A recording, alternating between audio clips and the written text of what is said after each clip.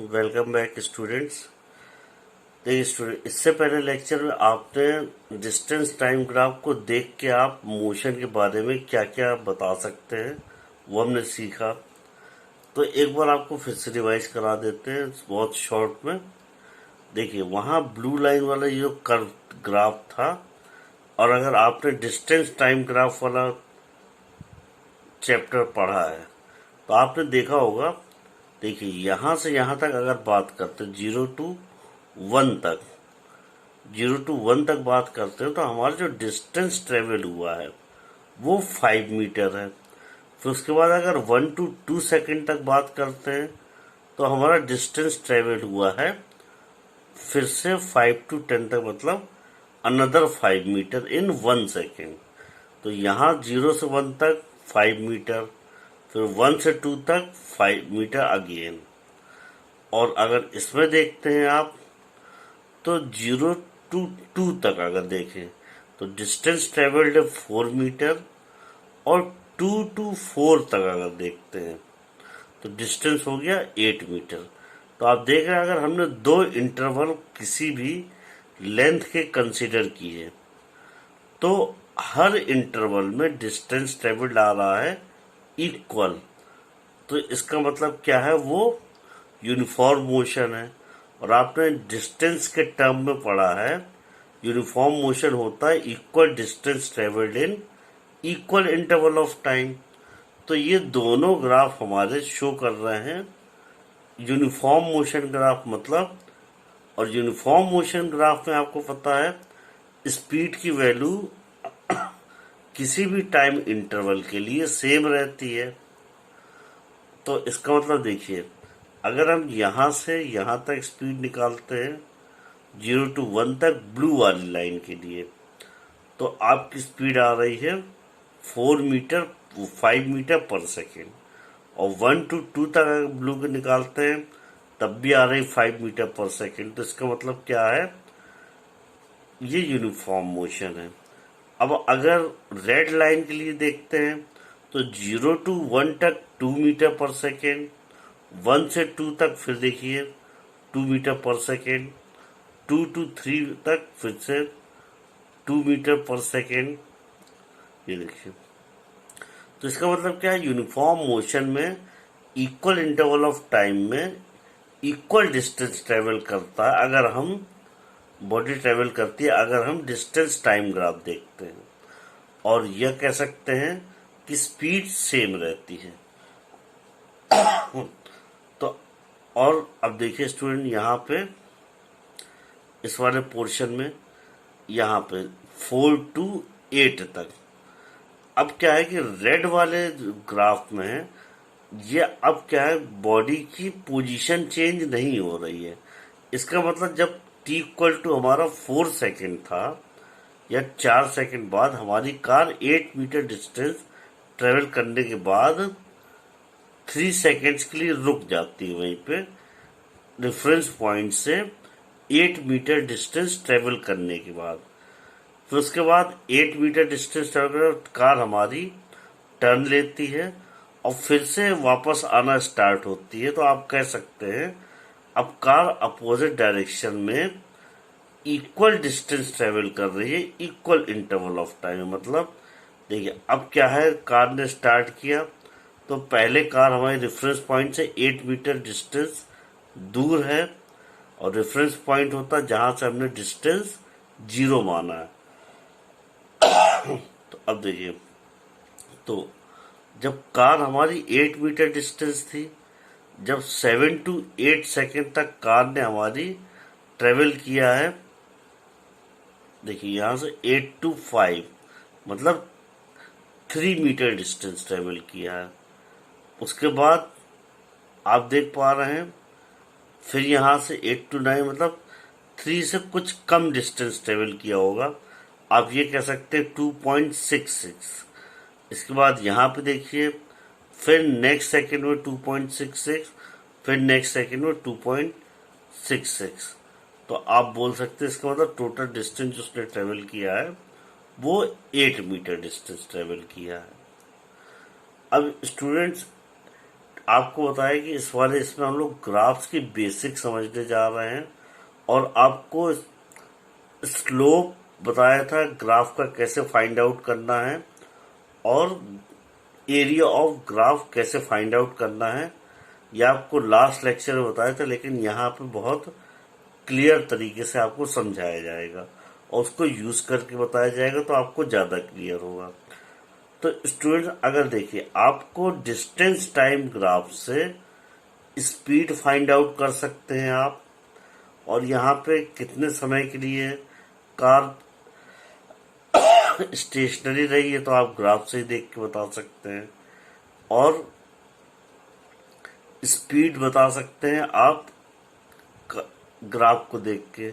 लेकिन ग्राफ को देख के स्पीड हम फाइंड आउट कैसे करते हैं, ये आपको फाइंड आउट करेंगे हम इस वाले लेक्चर में।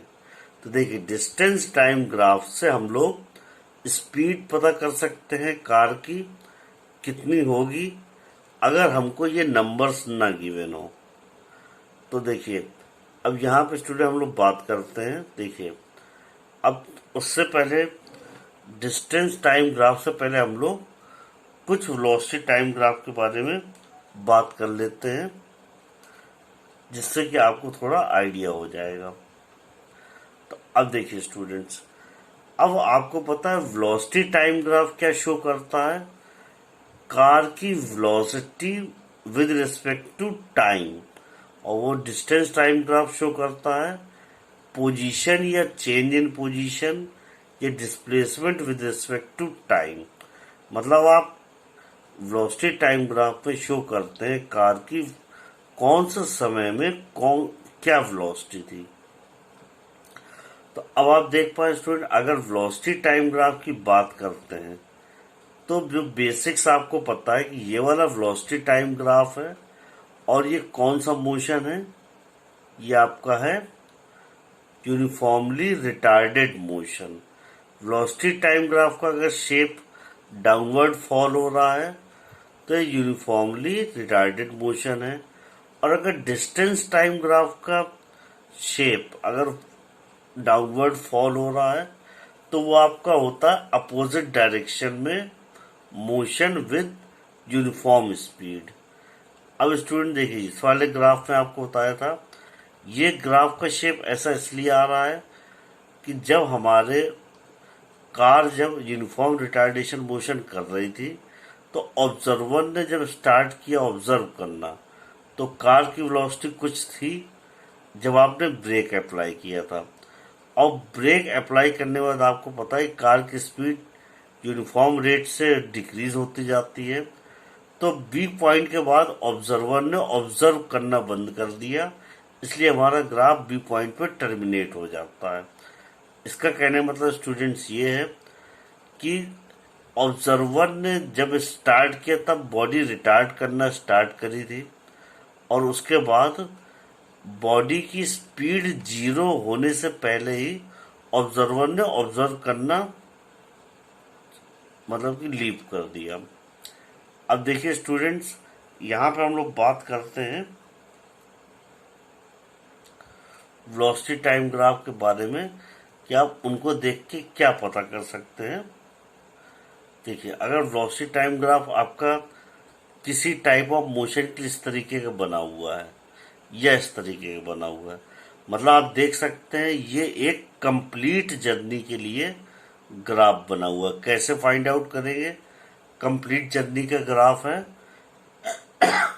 अगर कंप्लीट जर्नी का ग्राफ होगा तो स्टूडेंट आपको ध्यान रखना है, ग्राफ 0 से स्टार्ट होगा और 0 पे ही खत्म हो जाएगा।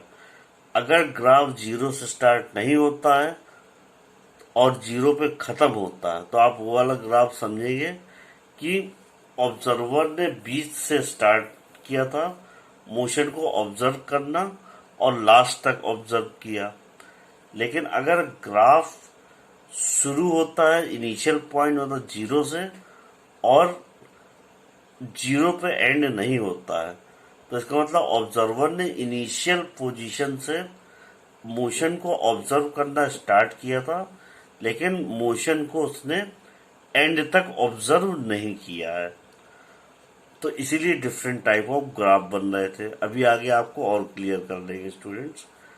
तो अब देखिए स्टूडेंट, यहाँ पे ये जो ग्राफ हैं ये कंप्लीट मोशन को क्यों शो कर रहे हैं?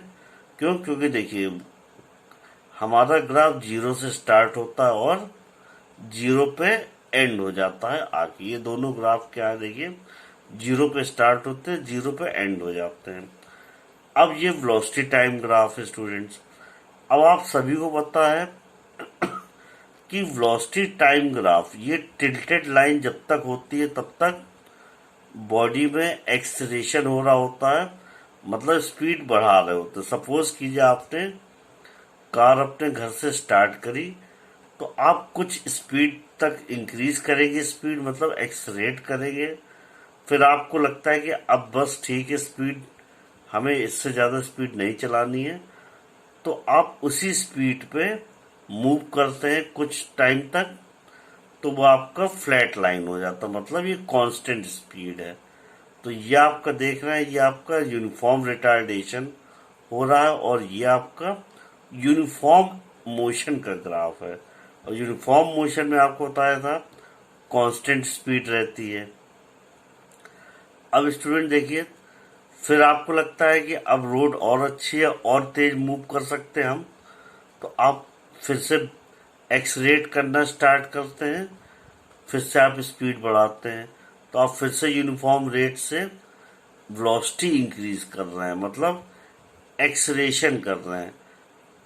उसके बाद फिर आपको लगता है आपकी डेस्टिनी आने वाली है, तब आप ब्रेक अप्लाई करते हैं। और आपको बताया था निगेटिव वैल्यू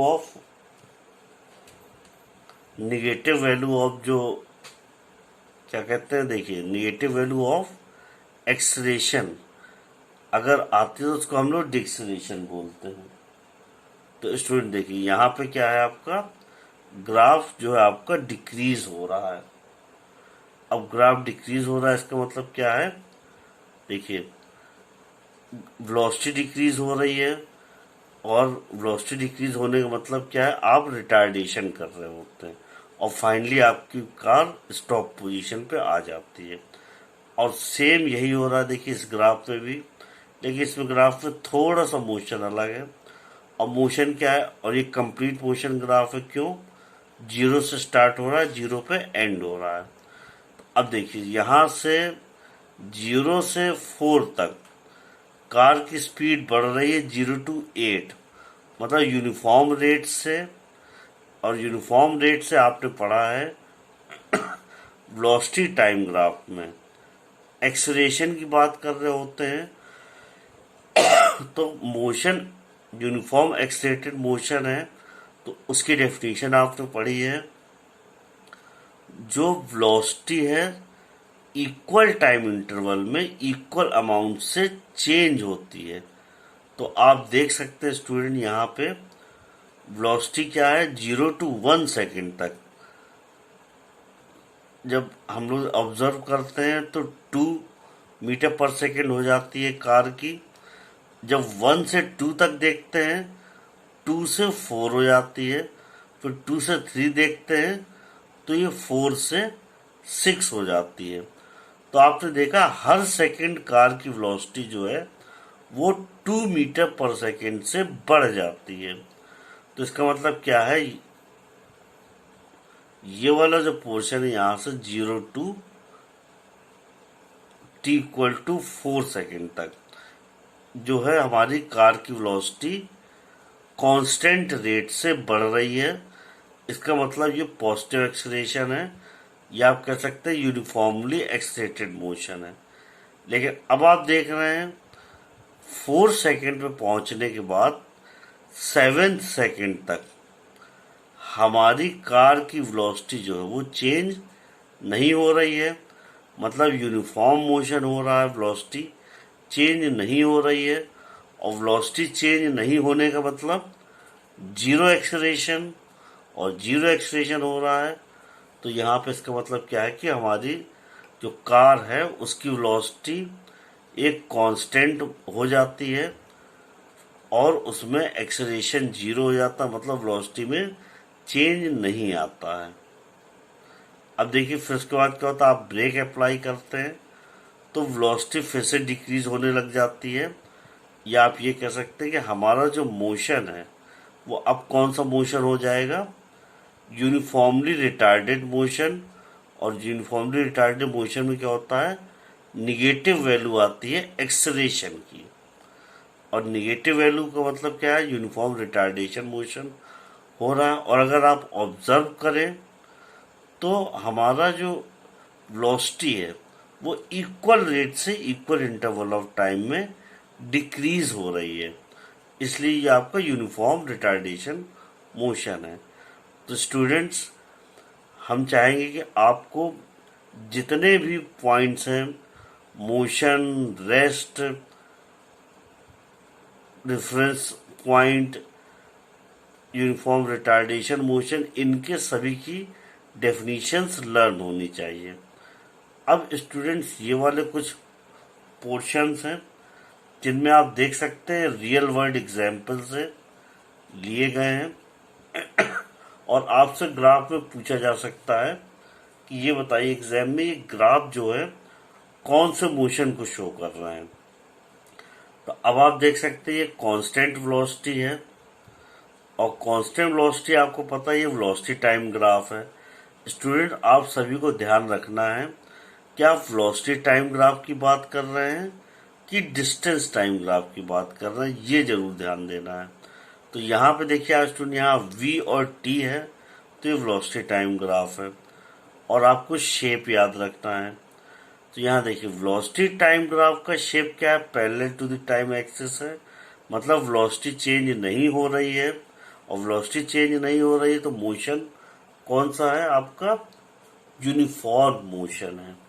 और अब देखिए यहाँ पे क्या है, वेलोसिटी टाइम ग्राफ एक टिल्टेड लाइन है, तो इसका मतलब क्या है, एक्सीलरेशन की वैल्यू कांस्टेंट है या यूनिफॉर्म है, इसलिए ये कौन सा मोशन है, यूनिफॉर्म एक्सीलरेटेड मोशन है।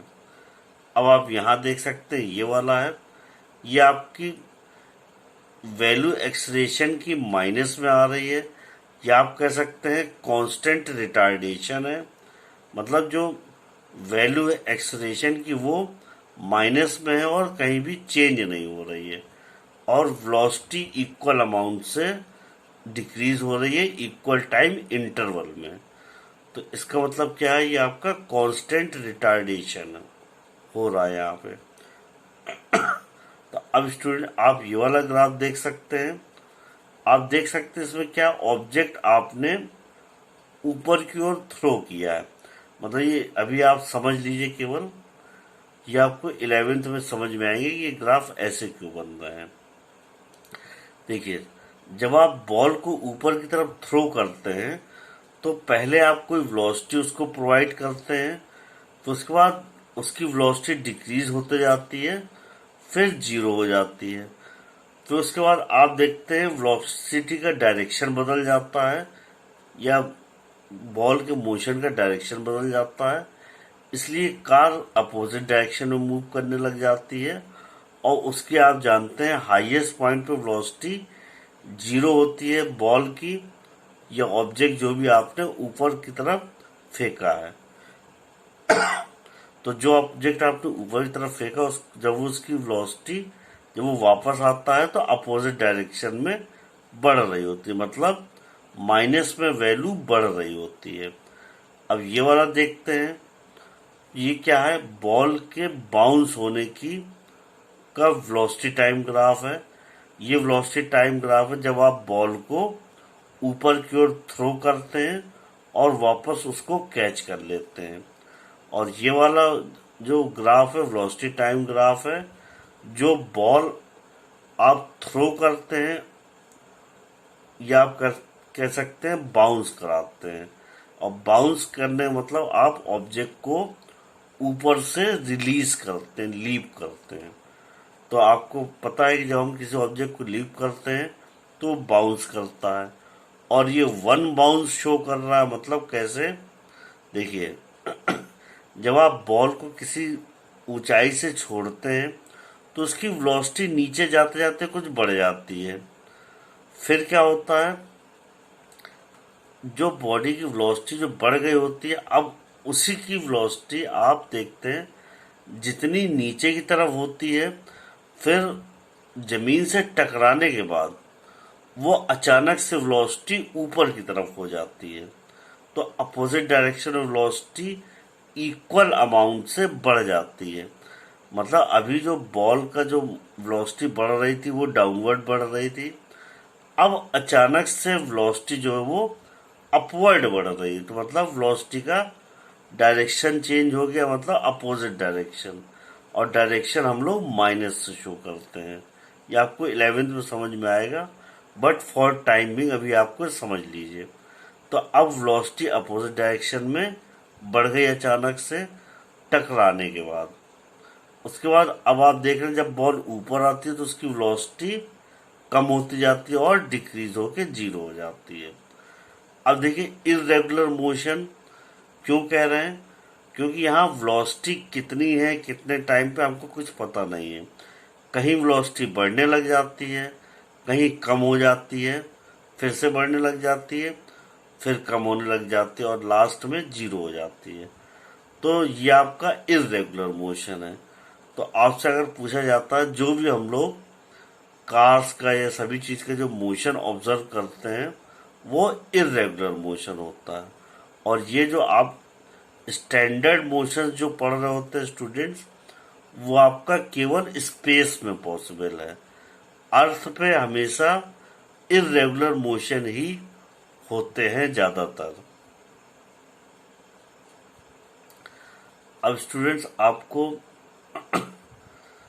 डिस्टेंस टाइम ग्राफ से वेलोसिटी कैसे फाइंड आउट करते हैं, वेलोसिटी टाइम ग्राफ से एक्सेलरेशन कैसे फाइंड आउट करते हैं, वेलोसिटी टाइम ग्राफ से डिस्टेंस कैसे फाइंड आउट करते हैं, ये आपको आगे के लेक्चर्स में समझाएंगे। तो स्टूडेंट्स तब तक के लिए थैंक यू।